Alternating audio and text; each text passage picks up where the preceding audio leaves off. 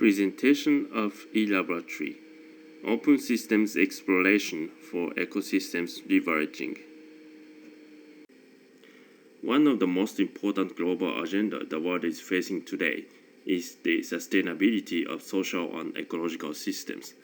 A pioneering work in systems dynamics modeling in 1960s, the Club of Rome report already raised high alert on the global collapse of our heavy industry civilization, triggered by the global increase of pollution and depletion of natural resources. Recent study confirmed the plausibility of this simulation and even showed the decades of effort toward the conversion of technology and society to a sustainable path was not producing significant effect to escape from the disastrous trajectory. An independent review from ecologists also warned that there would be a global collapse of biodiversity and its associated ecosystems function that support substantially human well-being. The study is clear to determine the cause as the increasing pollution from human activity and, most globally, environmental load arising from agriculture, such as soil erosion, onslaught of fertilizer spill in water systems, and chemical pollution. When considering agriculture, the global bearer of the world food production is not large-scale agribusiness industry. Actually, 70% of the planet's food is produced by smallholders, family-owned small-scale farmers who cultivate 2 hectares or less. They work on 80% of the world's arable land, and with 500 million family farms, make up 1/3 of the world population, which is the most widespread form of farming. The economical incentives in developed countries, however, tend to converge large-scale agribusiness into environment-destructive monoculture, which inherently produce pollution and overconsumption of fossil fuels. Health problems such as obesity is also associated with the concentrated production and distribution of modern agriculture. Sustainability initiatives from third parties such as United Nations reports emphasize that we should support smallholders, small-scale, locally distributed, and diverse forms of agriculture in a more ecologically sustainable way. Promotion of biodiversity and the integration of widely untapped edible plant resources into local production systems is considered as a crucial premise for sustainable agriculture. The enhancement of smallholders' practice, promotion of biodiversity, and vitalization of sane local economy is the mother of total optimization of social-ecological complex systems. This objective clearly calls for a bottom-up citizen movement gathering multiple stakeholders, as well as the design of self-organization and multi-scale optimization with strong support of complex systems science and affordable technologies. Our e-laboratory aims to provide a prototype of boundary institution acting to resolve these problems, which basically create and provide information related to sustainable primary industry and function as a hub to connect citizen and scientific communities towards the realization of open-source distributed food production systems and the augmentation of other ecological capital. A transversal strategy linking the projects in our e-laboratory is to consider important factors of biodiversity as an interface between human and nature. By combining actual field observation on ecosystem agents such as plants and animals with computational databases and models, we aim to augment humans' ecosystems function and services. If the increase of human population is inevitable, we need to realize the ecosystem where the population growth entails constructive meaning in ecosystem functions. Improving our function within the ecosystem, increasing the benefits we provide, must form the foundation of any viable kind of sustainability. The initial member institutes of the e-laboratory consist of 3 research institutions from 3 countries, in which participants pursue their own projects ranging over agriculture, ecology, food science, and related theoretical aspects of complex system science. We kick off the e-laboratory with 6 initial projects that are in open collaboration inside and outside of the e-laboratory platform. Each project will provide databases, tools, and tutorials as a part of the research and education program. Let's briefly introduce each of the 6 field laboratories. Cinecoculture project aims to construct a novel system of small-scale, biodiversity-based agriculture with complex systems perspective. We aim to optimize the culture in the level of synecology, or the ecology of population, where various plant and animal species interact under competitive and symbiotic relations. We practice in several experimental farms and family gardens in Japan, high density of mixed culture that generally reach over 200 species in 1,000 square meters. With no input of tillage, fertilizer, no chemicals, the vegetation follows complex self-organization process of natural niche, usually referred to as ecological optimum. In order to manage the complex behavior of natural niche formation, we construct field databases with biodiversity and related information. We develop complex network interfaces for the reconstruction of ecological network in the field. The management model also requires the web-based network interface, which is important for the sharing, evaluation, and discovery of farming options. The P2P Food Lab project seeks to develop new models for food production and distribution. In particular, we look for models in urban and peri-urban areas that are sustainable, participative, and non-hierarchical. This contrasts with the common models found in the agro-industry today, which are centralized and detached from people's daily lives. Because the topic itself is so vast, the project starts with a simple proposition, the P2P Food Lab Starter Kit. The P2P Food Lab Starter Kit consists of 3 main elements. First, a small greenhouse that is easy to build. Second, a sensor box made of DIY electronics that links to an online database. And third, a social website where they can share best practices, jointly plan the production and exchange, and use various analysis tools.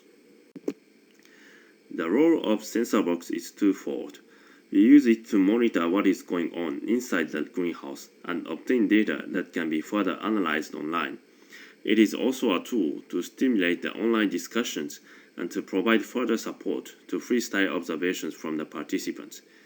With this project, we want to group as many people as possible that are concerned about sustainable food and give them a platform for joint experimentation, evaluation, and documentation.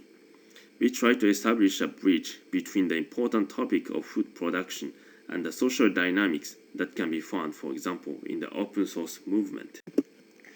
In the bee laboratory, artists and beekeepers study since several years the tight interaction between city honeybees and urban ecosystems.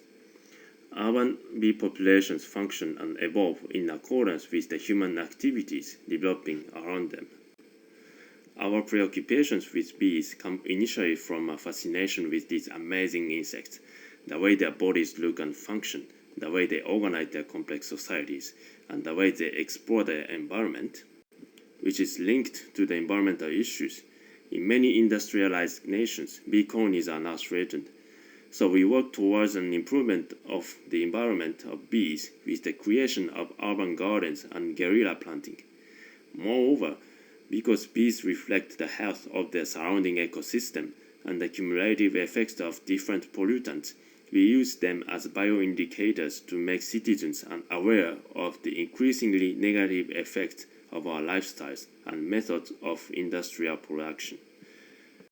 For many years, we have been creating experimental setups together with engineers and scientists using sustainable beehives that have been augmented with sensors and data processing algorithms to analyze the state of the colony, the quality of pollen, propolis, and the behavior of the bees.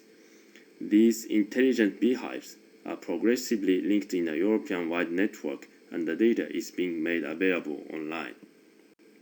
More specifically, we have set out several urban test fields in the Brussels Canal Zone.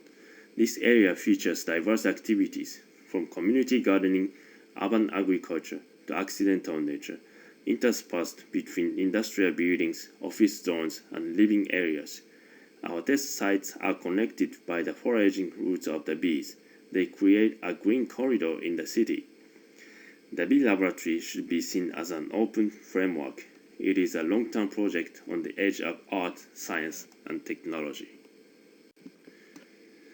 In 2004, the Wildlife Conservation Society convened public health experts from around the world to adopt the Manhattan Principles under the slogan One World, One Health.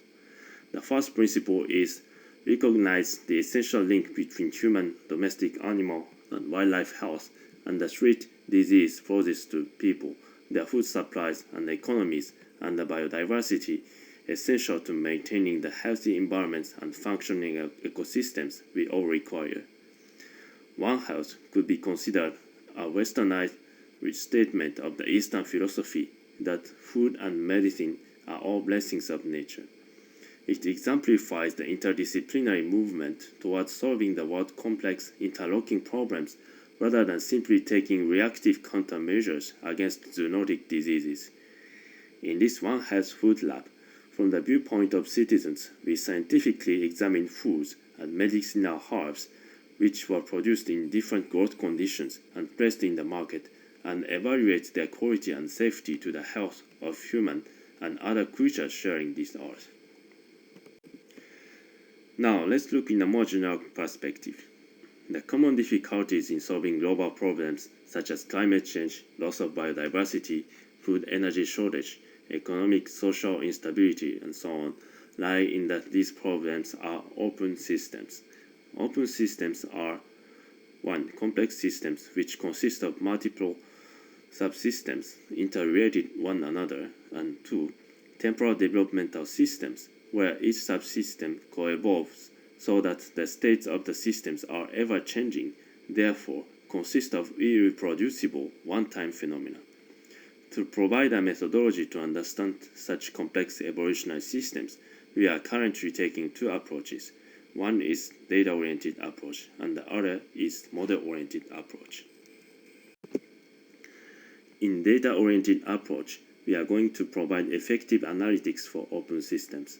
A typical approach is based on causal model inference, which would be useful for interactive management of open systems. In this model, the inference can extract important information for an actual intervention in ongoing system management, besides conventional prediction.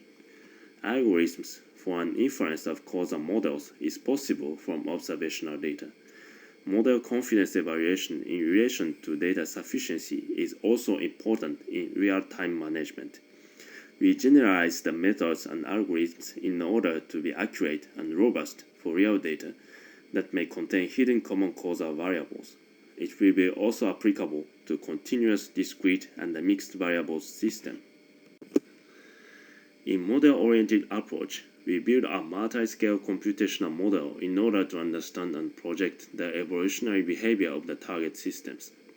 We are developing a simulation methodology that can describe appropriately the behavior of open systems. As a possible application of open system simulation, we are trying to build a model to evaluate the current and future situation of global water systems. Water is fundamental material for our lives and society, considering a fact, for example, that 70% of the world's total water intake is used in agriculture.